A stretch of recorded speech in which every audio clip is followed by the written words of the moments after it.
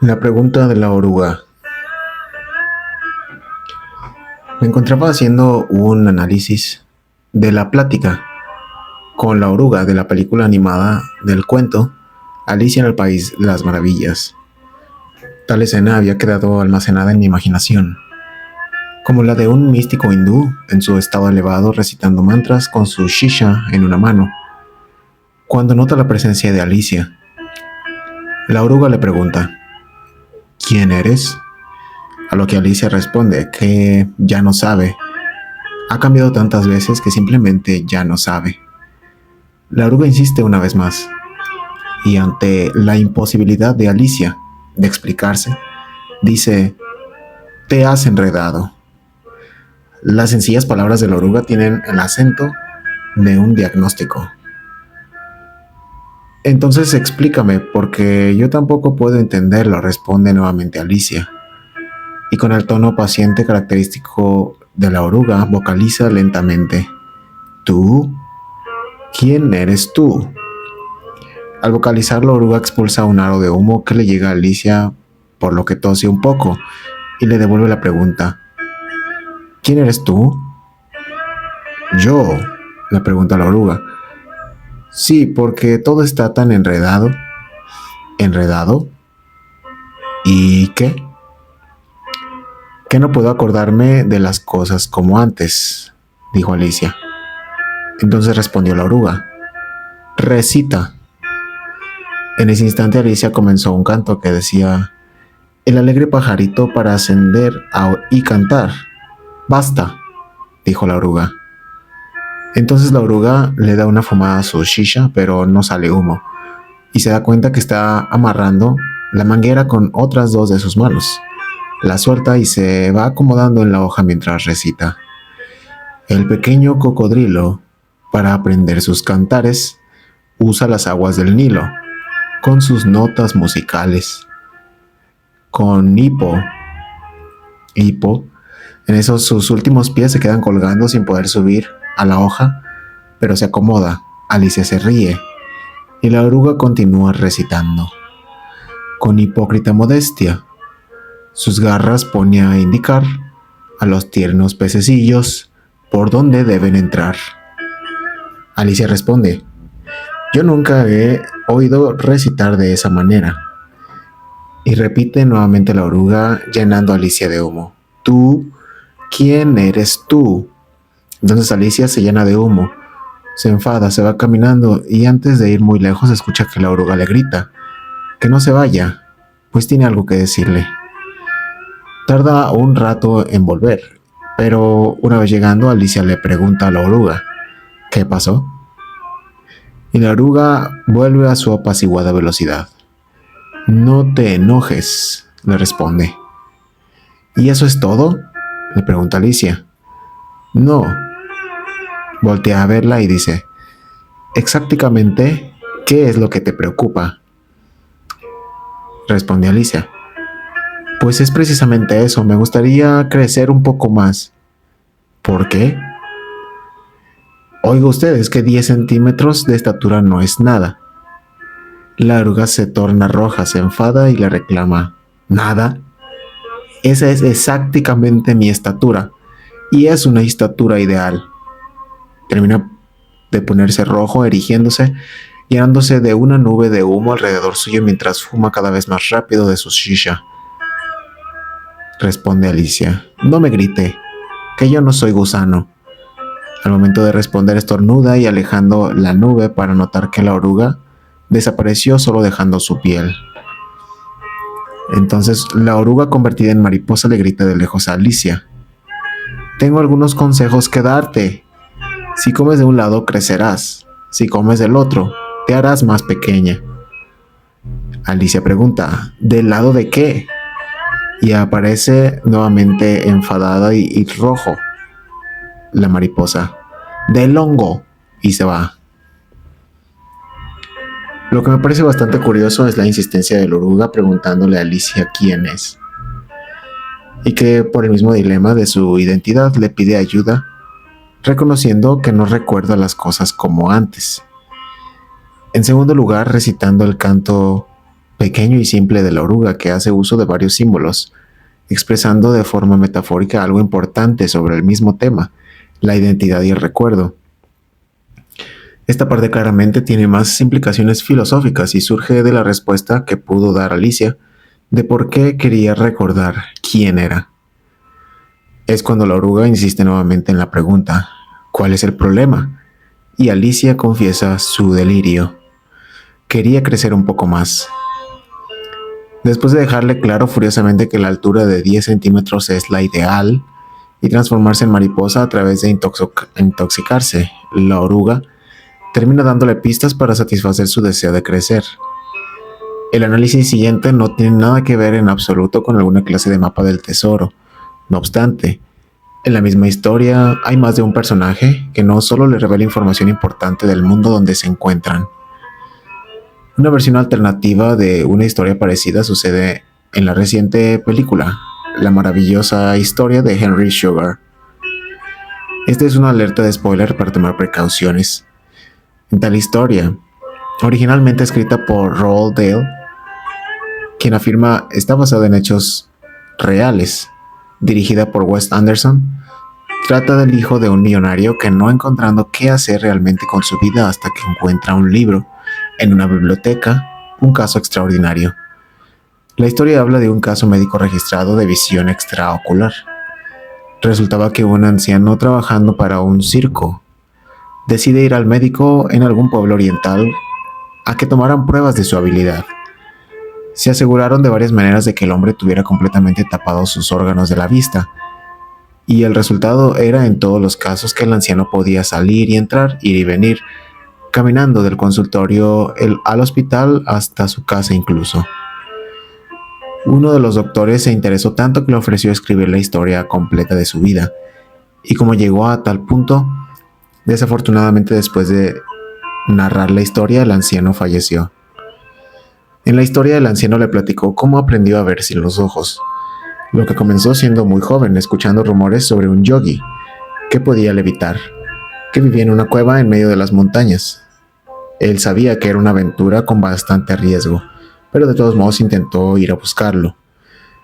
Con una de esas probabilidades imposibles, preguntando a la persona correcta en el lugar correcto, logró dar con el lugar donde el yogi de las historias vivía.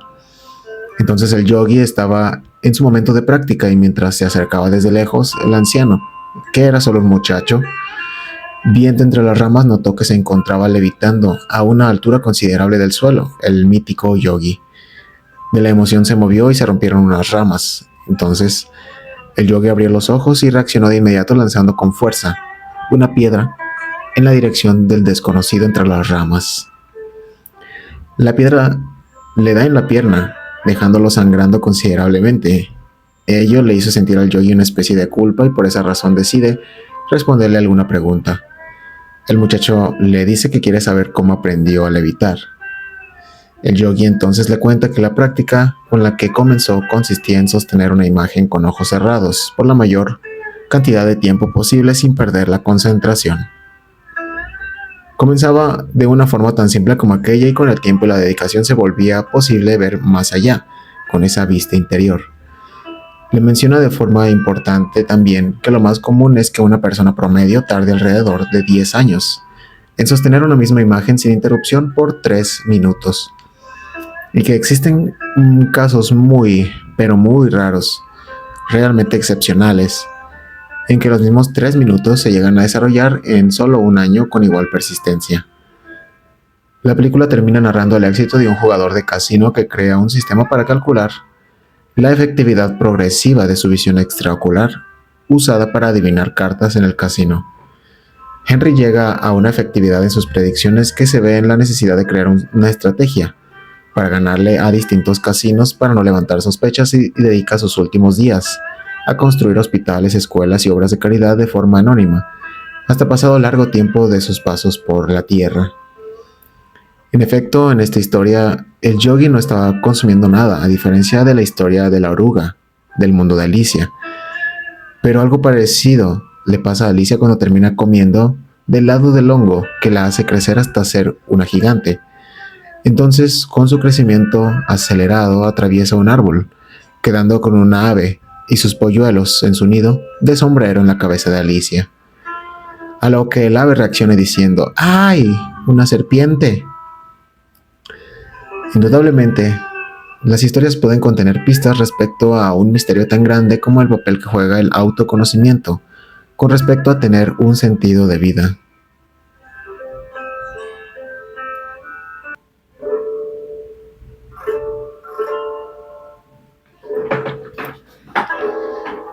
Hablando de la misma confusión causada por adentrarse en lo que es desconocido para la mente conceptual, en la mitología griega, Hércules era el hijo de Zeus, con la humana Alcmena.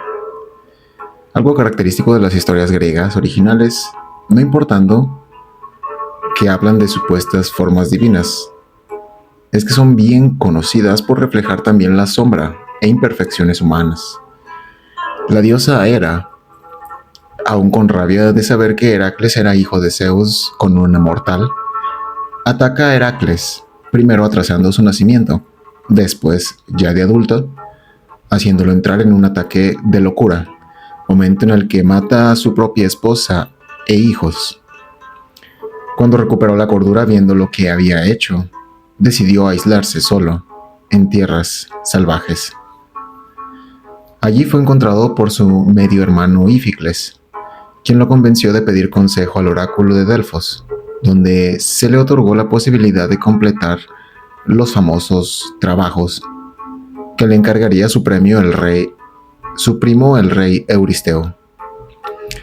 Se sabe que hubo de cumplir con los trabajos encargados después de oír del oráculo que de tener éxito, por su ascendencia, podría alcanzar la inmortalidad.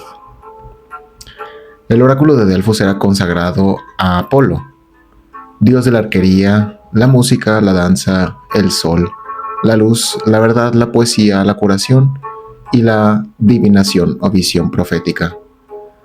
El oráculo de Delfos era considerado el más preciso existente alrededor del siglo VIII a.C., incluso unos 5 siglos antes. Entonces todo tipo de hombres acudían para obtener orientación de orden superior para tomar sabias decisiones.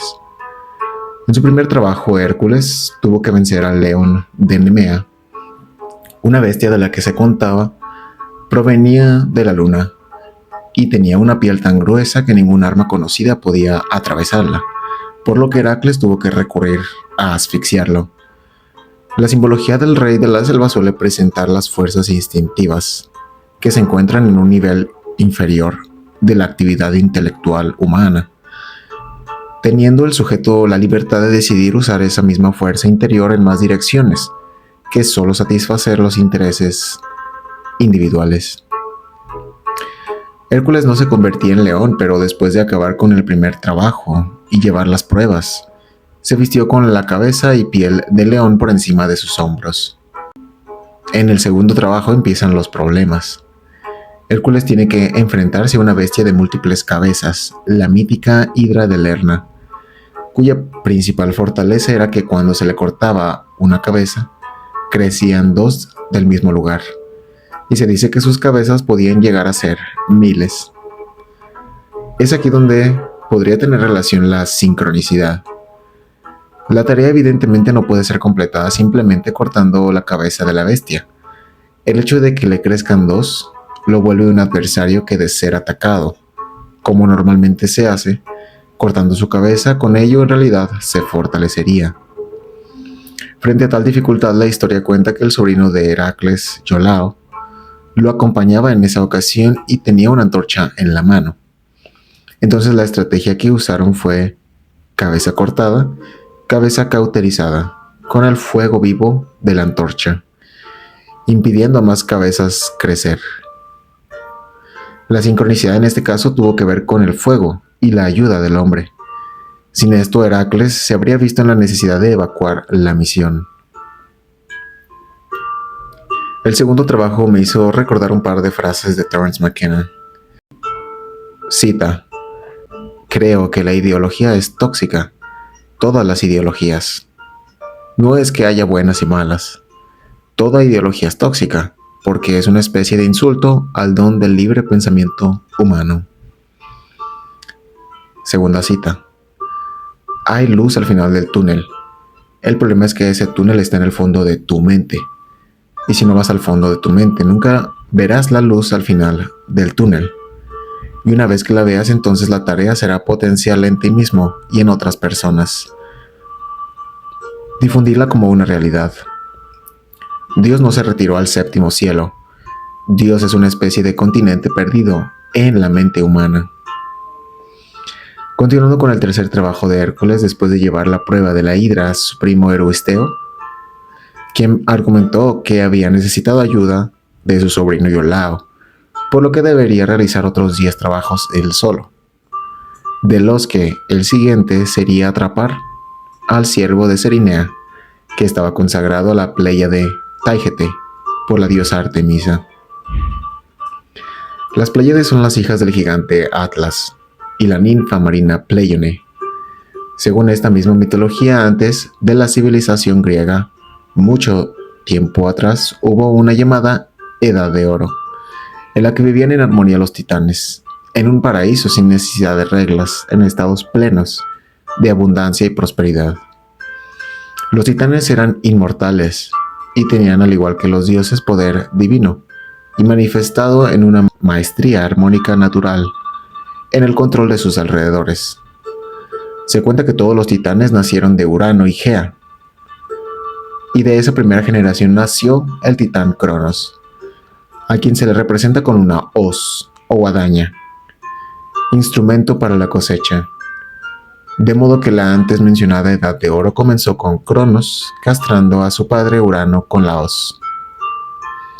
La mención de este acontecimiento es importante por tener relación para los griegos con el significado de el cielo para la palabra Urano y Gea para la tierra. En otras palabras, Cronos produjo el corte que comenzó el tiempo y la vida en la tierra. Pero al cortar a Urano, este prometió vengarse. Tales acontecimientos son narrados por Hesíodo en su Teogonía, donde también se cuenta cómo su madre Egea le ayudó a Cronos a acabar con Urano, y de igual manera le pudo advertir después a Cronos que se había condenado a que lo mismo le sucediera a él, y por ello optó por comerse cada hijo que la titánide Rea le daba. Antes de nacer el sexto hijo, Rea le pidió ayuda a Gea, y escondió a la criatura, entregándole a Cronos una piedra en pañales llamada Ónfalos. Así Zeus escapó de ser comido por su padre gracias también a Gea. La piedra Ónfalos es considerada el ombligo de la tierra y se sabe era consagrada en el oráculo de Delfos. A Cronos más tarde los romanos le atribuyeron el nombre de Saturno. Entonces, en un evento conocido como la Titanomaquia, Zeus logró hacer a Cronos vomitar a sus hermanos, dándole un veneno, y así les pidió a ellos ayuda para derrocar a su padre el titán y comenzar una era más justa para los dioses Hecatonquiros y Cíclopes. De ahí que Zeus encerró a algunos titanes bajo la tierra en la cárcel llamada Tartaria. Pero no todos los titanes fueron encerrados, incluyendo a Prometeo, su hermano Epimeteo y Atlas, por ejemplo, quien sería encargado de cargar el mundo en sus espaldas. Entonces la hija del titán Atlas con la ninfa Pleione, las 7 Pléyades vivían tranquilamente cada una en la tierra hasta que el cazador Orión comenzó a perseguirlas, y se dice que duró entre 5 y 7 años la persecución hasta la intervención de Zeus. Zeus los convirtió a todos en estrellas en la constelación que hoy conocemos como las Pléyades. De esta forma, la constelación de Tauro quedó en medio del camino entre Orión y las 7 Pléyades. Los nombres de las Pléyades son Maya, Seleno, Alcione, Electra, Estérope, Táigete y Mérope. La cierva que perseguía a Hércules, Táigete, con sus cuernos de oro y pezuñas de bronce, que era tan veloz y que se le había escapado a Artemisa, quien requería 5 ciervas para su carroza, pero solo logró atrapar 4 de ellas. Hércules persiguió sin descansar ni perder de vista al ciervo de Cerinea hasta llegar al país de los hiperbóreos. Allí, en el descuido del animal bebiendo agua, le disparó con una flecha entre el hueso y el cartílago, que lo detuvo. Cuando lo llevaba de regreso, se le manifestó Artemisa, cuestionándole por qué se llevaba a su sierva, y Heracles, dándole una explicación detallada, le prometió dejarla ir una vez que demostrara las pruebas a su primo, y así lo hizo.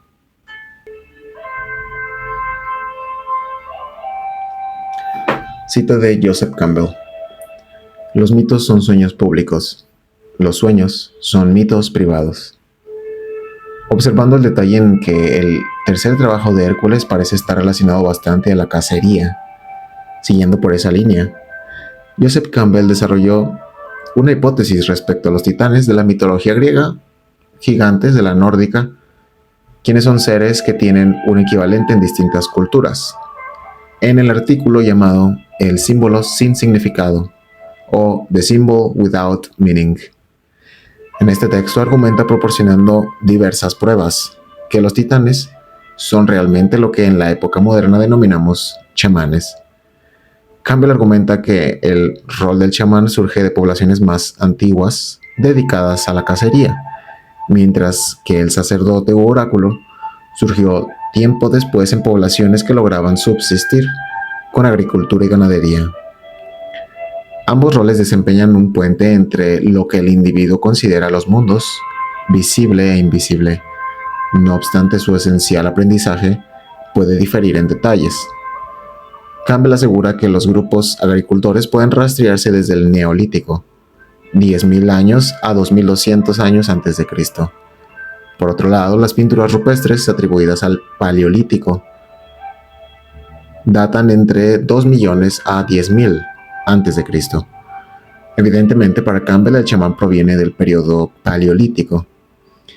Otro argumento que pone sobre la mesa se relaciona con la especialización de actividades en las sociedades agricultoras del Neolítico, mientras que la interacción de los pequeños grupos cazadores con su medio ambiente les orillaba a desarrollar alta sensibilidad sensorial a los chamanes del Paleolítico. Ambas figuras juegan un rol social de servicio, tanto de curación como de adivinación o de consejo espiritual, siendo que ambos tipos se caracterizan por tener una capacidad clarividente. Sería válido asegurar que esta clase de capacidad se encuentra latente en el ser humano desde mucho antes que lo que llamamos el pensamiento racional o el lenguaje. En ese caso, las capacidades de evidencia serían un medio más antiguo que la razón para la supervivencia, algo que permite obtener información útil en un momento específico. Joseph Campbell, no obstante, usa desde el comienzo la palabra chamán. Etimológicamente, la palabra chamán proviene del norte y este de Asia, en la región siberiana. En las lenguas tunguses, chamán significa el que sabe, que proviene de shahya, saber. No obstante, el término también es utilizado para referirse al experto en estados de trance en tradiciones budista, sintoísta y las ancestrales del continente americano. Ciertamente, Juan Matus se denomina a sí mismo un tolteca, y le asegura a Carlos Castaneda que su conocimiento está centrado en la verificación experimental de ciertos hechos energéticos o perceptuales, comprobados por una línea larguísima de experimentadores. En esta cosmovisión, la experiencia es el medio de verificar el conocimiento. La percepción y la energía son elementos centrales, siendo que un sinónimo de tolteca para Don Juan sería hombre de conocimiento. En las enseñanzas de Don Juan le habla al comienzo a Carlos de los 4 enemigos en el camino del guerrero. El primero, el miedo, después la claridad, en tercer lugar, el poder, y por último, la vejez. Es justo en su tercer tarea que Hércules debe lidiar con la velocidad de la sierva de Cerinea, hija de Atlas, siendo que otro descendiente importante de Atlas y Pleione, hijo de Zeus y Maya, Hermes, es adjudicado por los griegos como el dios de la comunicación. Y siguiendo el hilo fonético, no me parecería nada descabellado que la cuarta tarea de Heracles, capturar vivo al jabalí de Emeranto, tenga relación con la estatua de los 4 Atlantes del templo de Tlahuizcampantecutli en la ciudad de Tula, en México. No obstante, regresando a Grecia, es de hecho el mismo Platón quien dice del antiguo pueblo atlante. Cita de Timeo, Platón, página 30. Entre la multitud de hazañas que honran a vuestra ciudad, que están consignadas en nuestros libros y que admiramos nosotros, hay una más grande que todas las demás y que revela una virtud extraordinaria. Nuestros libros refieren cómo Atenas destruyó un poderoso ejército que, partiendo del océano Atlántico, invadió solemnemente la Europa y el Asia. Entonces se podía atravesar este océano. Había en efecto una isla situada frente al estrecho, que en vuestra lengua llamáis las columnas de Hércules. Esta isla era más grande que la Libia y el Asia reunidas. Los navegantes pasaban desde allí a las otras islas, y de estas al continente que baña este mar verdaderamente digno de este nombre. Porque lo que está más acá del estrecho que hablamos se parece a una puerta, cuya entrada es estrecha, mientras que lo demás es un verdadero mar, y la tierra que la rodea un verdadero continente. Ahora bien, en esta isla Atlántida, los reyes habían creado un grande y maravilloso poder, que dominaba en la isla entera, así como sobre otras muchas islas y hasta en muchas partes del continente. Además, en nuestros países más acá del estrecho, ellos eran dueños de la Libia, hasta el Egipto, y en la Europa hasta la Tirrenia. Pues bien, este vasto poder, reuniendo todas sus fuerzas, intentó un día someter de un solo arranque nuestro país y el vuestro, y todos los pueblos situados de este lado del estrecho. En tal coyuntura, Solón, fue cuando vuestra ciudad hizo brillar a la faz del mundo entero su valor y su poder. Ella superaba a todos los pueblos vecinos en magnanimidad y en habilidad de las artes de la guerra. Primero a la cabeza de los griegos y después, sola por la defección de sus aliados, arrastró los mayores peligros, triunfó de los invasores, levantó trofeos y preservó de la esclavitud a los pueblos que aún no estaban sometidos, y con respecto a los situados como nosotros, más acá de las columnas de Hércules, a todos los devolvió su libertad. Pero en los tiempos que surgieron a estos, grandes temblores de tierra dieron lugar a inundaciones, y en un solo día, en una sola fatal noche, la tierra se tragó a todos vuestros guerreros. La isla Atlántida desapareció entre las aguas, y por esta razón hoy no se puede aún recorrer ni explorar este mar, porque se opone a su navegación un insuperable obstáculo, una cantidad de fango que la isla ha depositado en el momento de hundirse en el abismo.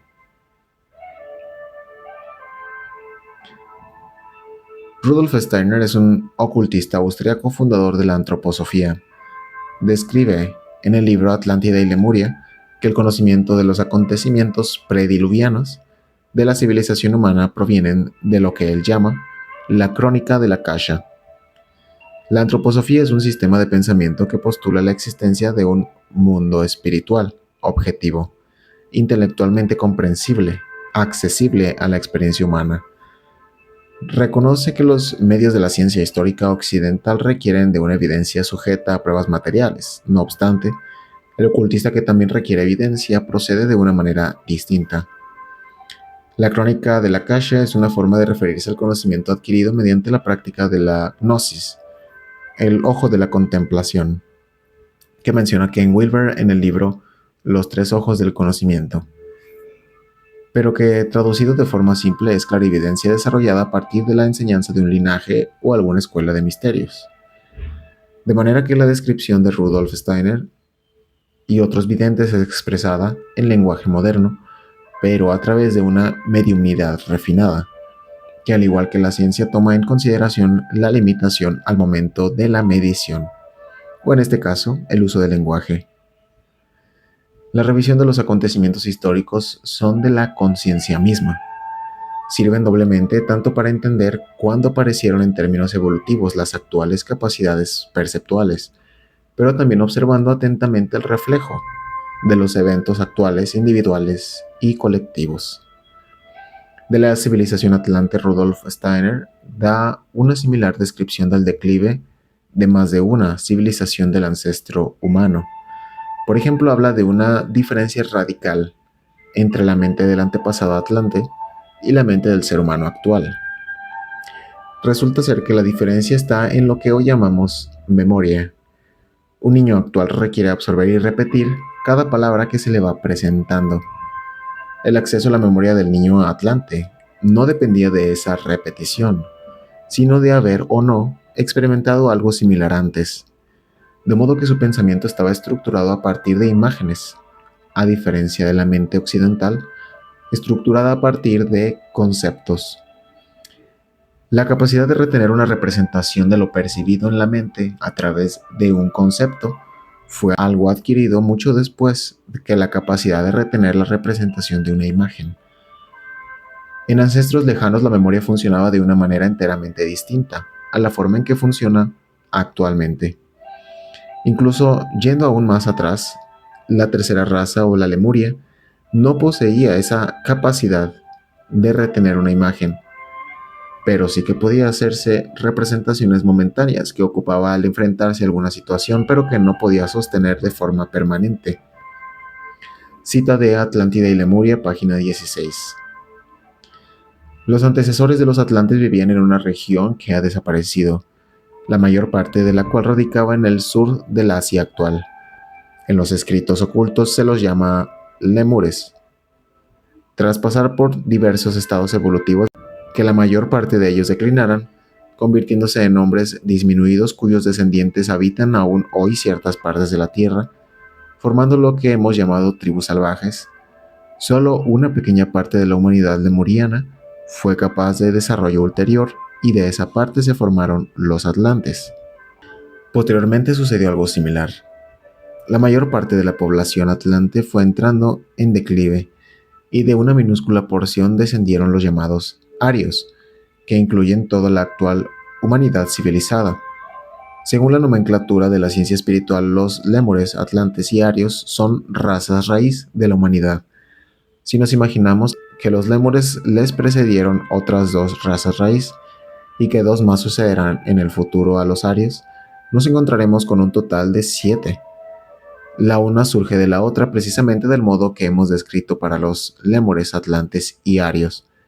Cada raza raíz posee características físicas y espirituales totalmente distintas a la que le precede. Fin de la cita.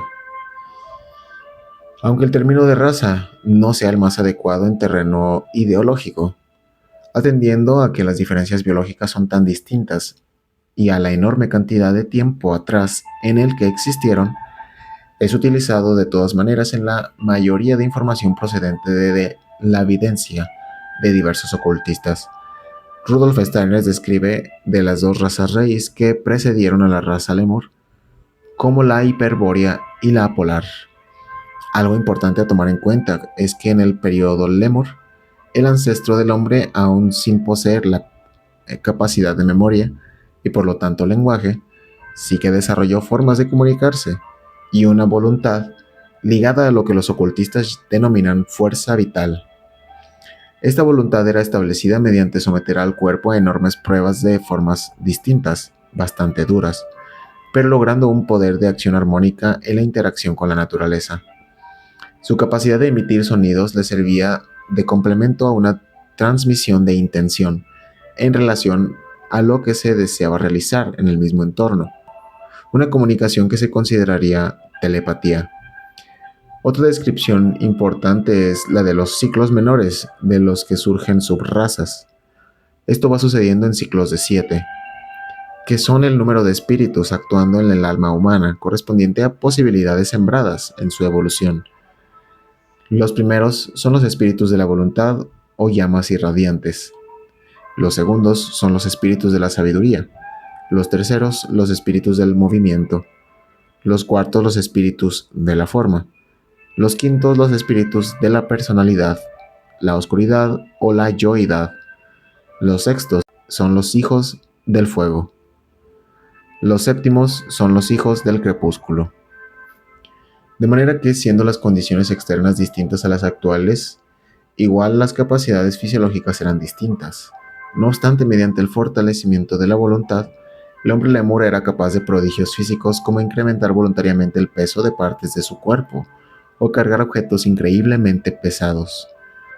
Algo enfatizado en ese sentido es que no importando que las capacidades de este antepasado no habrían desarrollado aún el pensamiento racional, eso no les impedía interactuar y modificar su entorno, elaborar viviendas, armas y expresarse rítmica o armónicamente reflejando ser parte de la naturaleza a partir de algo que igualmente podemos denominar imaginación. Para los últimos ciclos del lémur, la capacidad de memoria ya manifestaba sus primeros rudimentos en el interior humano. El hecho de que viviera en una determinada cultura, con herramientas, construcción de edificios, etc., se lo debía no a capacidades de memoria, sino, de nuevo, a una fuerza espiritual en su interior, que se le manifestaba de forma instintiva. Pero se advierte de no imaginar esa expresión del instinto como el instinto actual de los animales, sino algo completamente distinto. En ese sentido, la primera subraza atlante que ya comenzaba a usar el lenguaje logró hacer las relaciones sociales más complejas. Aquel o aquellos capaces de retener memorias provenientes de etapas más lejanas exigían que se reconociera la experiencia ganada, y de esta manera se formaban grupos más grandes con recuerdos en común. También en esta época comenzaban a expresarse un culto a los fallecidos, que habían realizado hazañas destacables, dado que era posible recordar. No obstante, la memoria comenzaba a provocar lo que ahora llamamos apego o aprehensión por las experiencias del pasado o las formas del exterior. La subraza tolteca es ubicada como la tercera raza atlante, quienes fueron los primeros en lograr una organización social o el primer intento de formar un estado. Cita de Atlántida y Lemuria, página 19. El liderazgo, el gobierno de dichas comunidades se transmitía de generación en generación. El padre transmitía al hijo lo que hasta entonces había sobrevivido tan solo en la memoria de los contemporáneos. Los hechos de los antecesores no debían ser olvidados en toda su línea genealógica. Lo que un antecesor había hecho era apreciado por sus descendientes. Pero hemos de imaginarnos que en aquellos tiempos los hombres tenían realmente el poder de transmitir sus dones a los descendientes. En el fondo, la educación pretendía moldear la vida mediante imágenes vívidas. La eficacia de esa educación se basaba en el poder personal que emanaba el educador. El maestro no agudizaba el poder pensante del alumno, sino que desarrollaba en él los dones de un tipo más instintivo. Con este sistema educativo se transmitían generalmente las capacidades del padre al hijo. En esas condiciones, la experiencia personal fue adquiriendo más importancia entre los miembros de la tercera subraza. Cuando un grupo humano se separaba de otro para fundar una nueva comunidad, llevaba consigo el recuerdo de lo que había experimentado en el antiguo escenario. En ese recuerdo, no obstante, había algo que el grupo no encontraba adecuado para sí mismo, algo con lo que se sentía incómodo. Por esa razón intentaba crear algo nuevo y de esa manera fueron mejorando las condiciones en cada una de las nuevas fundaciones. Y era natural que lo mejor también se imitara. Esos hechos explican el desarrollo de aquellas comunidades florecientes del periodo de la tercera subraza atlante, descrita en la literatura oculta. Las experiencias personales que se adquirían encontraban apoyo en los iniciados, en las leyes externas de la evolución espiritual. Los poderosos gobernantes eran ellos mismos iniciados, de tal modo que la habilidad personal encontraba pleno apoyo. Con su habilidad personal el hombre se preparaba gradualmente para la iniciación. Primero ha de desarrollar sus fuerzas desde abajo, para que se le pueda otorgar la iluminación desde arriba. De esa manera los reyes y conductores de pueblos iniciados atlantes fueron apareciendo. En sus manos había un gran poder y se les tenía una enorme veneración. Pero en ese hecho reside también la razón de su degradación y declive. El desarrollo de la memoria conducía al poder prominente de una personalidad. El hombre quería hacerse valer mediante su poder. Cuando mayor era éste, tanto más quería explotarlo para su propio beneficio. La ambición que se había desarrollado se convirtió en un notable egoísmo, surgiendo así el mal uso de dichos poderes. Si consideramos las capacidades de los atlantes, que procedían de su dominio de la fuerza vital, comprenderemos que ese mal uso tuvo inevitablemente enormes consecuencias. Un amplio poder sobre la naturaleza podía ponerse al servicio del egoísmo personal. Eso lo llevaron a cabo del todo los miembros de la cuarta subraza, los turanios primigenios, que estaban adiestrados en el dominio de los poderes mencionados y que con frecuencia los utilizaban para satisfacer sus deseos egoístas. No obstante, cuando esos poderes se utilizan de ese modo, se destruyen mutuamente en sus efectos recíprocos. Es como si los pies quisieran tosudamente llevar a un hombre hacia adelante mientras su tronco quisiera ir hacia atrás. Ese efecto destructivo solo podía ser detenido con el desarrollo de una facultad superior en el hombre, la facultad del pensar. El pensar lógico tiene un efecto restrictivo en los deseos egoístas personales. El origen del pensar lógico hemos de buscarlo entre los miembros de la quinta subraza, los protosemitas. Los hombres comenzaron a trascender el mero recuerdo del pasado y a comparar las diversas experiencias. Así se desarrolló la facultad del juicio. Fin de la cita. Esto coincide bastante con las nociones dadas a conocer más recientemente por linajes toltecas como el de Don Juan Matus, incluso con la información presentada pictóricamente por el Códice Florentino, donde se describe que 1 de cada 5 niños nacía con las aptitudes para más tarde pasar por la iniciación chamán. Aún los atlantes de la tercera subraza poseían una relación directa con la antes mencionada fuerza vital. No obstante, la adquisición del pensamiento racional en las subsecuentes evoluciones empleó la totalidad del alma en desarrollarlo, y por tanto la fuerza vital, una capacidad que estuvo presente en la anterior evolución, pero se veía opacada por una nueva forma de relacionarse con el exterior. En cualquier caso, hay algo en que coinciden todas las posturas respecto a la historia del hombre. Es imperativo reconocer el pasado para aprender de él y no repetir los mismos errores. En ese sentido es doblemente importante plantearse, siendo que las historias chamánicas hablan de viajes a otros mundos, universos y dimensiones, sin necesidad de naves. ¿Se sentirá siempre la humanidad incapaz de trascender sus límites físicos y mentales, teniendo que crear algo fuera de sí para poder impulsarse hacia lo desconocido? El dilema no es un problema realmente. No obstante, la clase de experiencia trascendental buscada sí que puede requerir un tipo bastante específico de entrenamiento que lleva a la denominada iniciación. Mircea Eliade definió la iniciación como un cambio básico en la condición existencial que libera al hombre del tiempo y la historia profanos. Cita: la iniciación recapitula la historia sagrada del mundo, y a través de esta recapitulación el mundo entero es santificado de nuevo. El iniciador puede percibir el mundo como una obra sagrada, una creación de los dioses. Cita de fragmentos de una enseñanza desconocida. Cuando llega a nosotros la idea de iniciación a través de sistemas pseudoesotéricos, se nos transmite bajo una forma completamente errónea. Las leyendas relativas a los ritos exteriores de la iniciación han sido creadas sobre fragmentos de informaciones concernientes a los antiguos misterios. Los misterios constituían, por así decirlo, un camino en el cual, paralelamente a una larga y difícil serie de estudios, se daban representaciones teatrales de un tipo particular, que, bajo cierta forma alegórica, representaban el proceso entero de la evolución del hombre y el universo. El paso de un nivel de ser a otro estaba señalado por ceremonias de presentación de naturaleza especial, las iniciaciones, pero ningún rito puede acarrear un cambio de ser. Los ritos no pueden señalar sino un paso franqueado, una realización. Y no es sino en los sistemas pseudoesotéricos, que no poseen nada más que estos ritos, donde se le atribuye una significación independiente. Se supone que un rito, al transformarse en sacramento, transmite o comunica ciertas fuerzas al iniciado. De nuevo, esto surge de la psicología de un camino de imitación.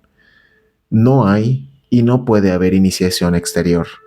En realidad, cada uno debe iniciarse a sí mismo. Los sistemas y las escuelas pueden indicar los métodos y los caminos, pero ningún sistema, ninguna escuela puede hacer por un hombre el trabajo que él mismo debe hacer. El crecimiento interior, un cambio de ser, depende enteramente del trabajo que hay que hacer sobre sí. Fin de la cita. En la mitología griega antigua, el titán Prometeo, cuya traducción es previsión, con su hermano el titán Epimeteo, cuya traducción es retrospectiva, pelearon del lado de los dioses y como recompensa, Zeus les asignó la tarea de crear la vida en la tierra. Epimeteo se encargó de crear los animales y las plantas más diversos con sus distintas cualidades, como el vuelo de las aves o las escamas de las serpientes.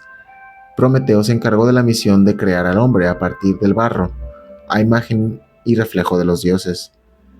Prometeo, al notar la belleza de su creación, se sintió tentado a dotarle al hombre de las cualidades divinas.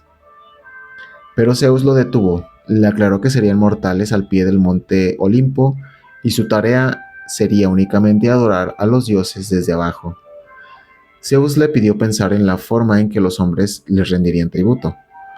Prometeo decidió darle un toro dividido en dos formas. En una estaba solo la carne muscular por debajo y por encima el estómago del toro. En el otro recipiente colocó los huesos por debajo y solo la grasa del animal por fuera. Zeus, viendo ambos recipientes, uno con grasa y otro con el estómago, decidió tomar el de la grasa, que parecía ser la mejor opción, pero al descubrir que por debajo estaban solo los huesos, decidió castigar a los hombres por la calumnia de Prometeo, quitándoles el fuego que ya comenzaban a usar. Entonces Prometeo tomó acción y fue directo al monte Olimpo, a pesar de la prohibición de Zeus. Tomó el fuego del taller de Hefesto y Afrodita y bajó a la tierra para entregárselo nuevamente a los hombres.